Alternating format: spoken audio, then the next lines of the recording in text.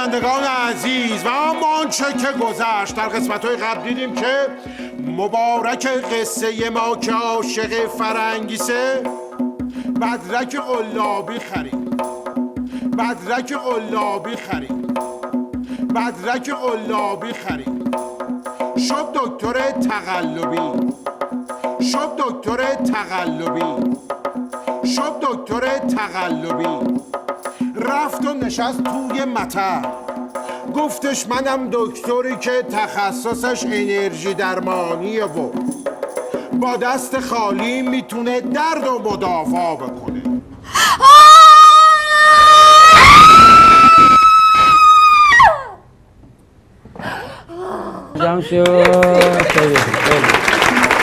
این ادعای مبارک تو روزنامه ها جنجال را انداخت، سر و صدا شد. حتی تو روزنامه ها نوشتن که اینها من آوردم، نوشته که نشست آموزشی دکتر مبارک در زمینه انرژی درمانی هفته آینده برگزار می شود. من نمیدونم این آدما چجوری اعتماد میکنند به این متقلبین، ولی در کل مبارکه، من نگرانشم، دلم باهاشه. باید ببینم اوضاعش چجوره. صداش کنیم ببینیم اوضاع از چه قراره. مبارک مبارک. انرژی درمانیه، انرژی درمانیه، ببین چقدر عالیه، ببین چقدر عالیه. آقای دکتر مبارک، آقای دکتر مبارک با انرژی فرامون میکنه درد رو درمون، میکنه درد رو درمون. بفرمایید. ببخشید من با آقای مبارک کار داشتم. دکتر مبارک سرشون شلوغه. شما مدیر برنامه هاشون هستین؟ قربونت بشم، برو به خود مبارک بگو بیاد، بگو ما دوست بودیم، اینجور باربرا تاخچه بالا نذاره، این رسمش نیست. من و او دوست بودیم، یار بودیم، شریک غمهامون بودیم. بهش بگو دنیا همش رو شاخه اون نمیمونه، یه روز میاد که دوباره بخواد سراغی بگیره. به هر حال یه روزی میاد میبینه من دیگه نیستم، دیگه مرشدی نیست، میمونه تنها. آخه من مبارک آقا داشتم حرف میزدم داداش. آقا با تو بودم، مدیر برنامه ها.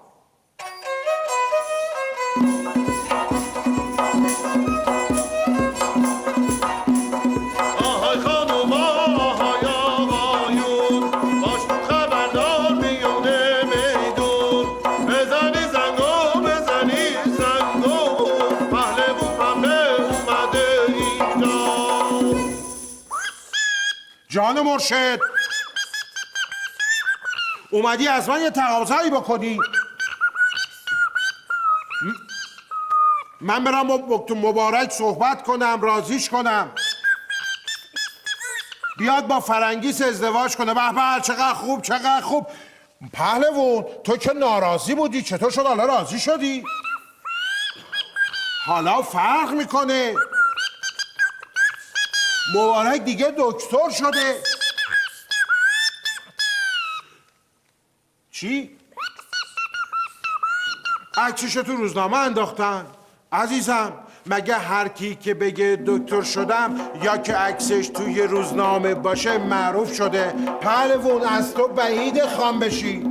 اصلا ببینم پهلوون، تو رفتی پیشش انرژی درمانیت کرد، آیا مریضیت خوب شد؟ گفتش با یه جلسه نمیشه.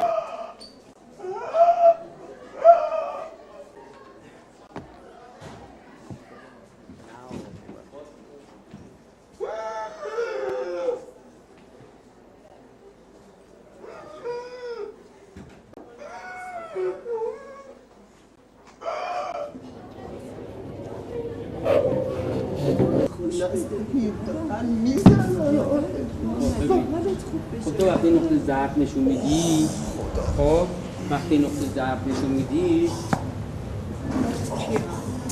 چیه ما نمیذاریم کاری بکنن. نزنی. چیکار نمیتونن بکنن. مگه نمیدونم هیچ کاری تا به حال نتونستم بکنم. کجا داری میری؟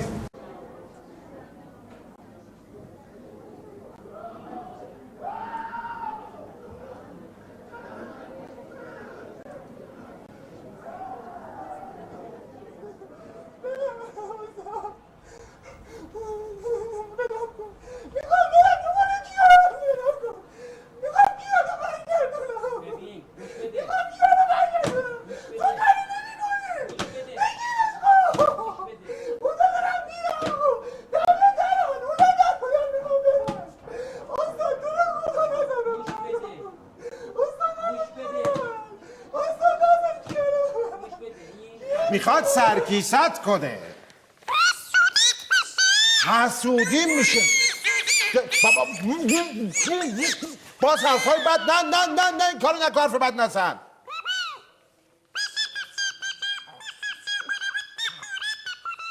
من کی تو زندگی خصوصی شما دخالت کردم؟ من اینا رو دارم میگم که چشات باشه.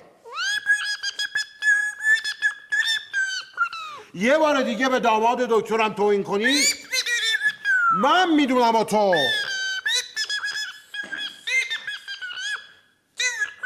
تو داری میری سوروسات خواستگاری رو علم کنی. برو ببینم چه میکنی.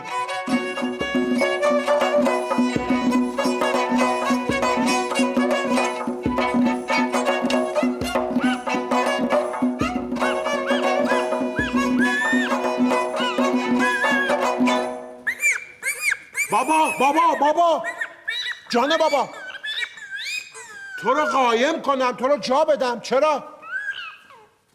چی؟ دنبالتن؟ چرا؟ لو رفتی؟ ای بابا من بیا برو این پشت، برو اون پشت.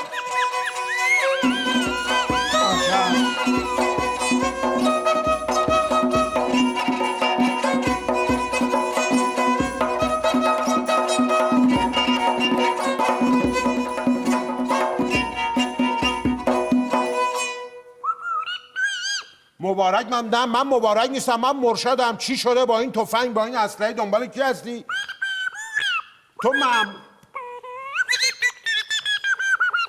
تو مأموری اومدی مبارک رو بگیری. من نمیدونم کجاست. نمیدونم کجا رفته، اصلا جاشو نمیدونم. آره خب من آدم فروش نیستم، ولی میبایست به هر حال جای مبارک رو نشون بدم. به هر حال باید تنبیه بشه مبارک.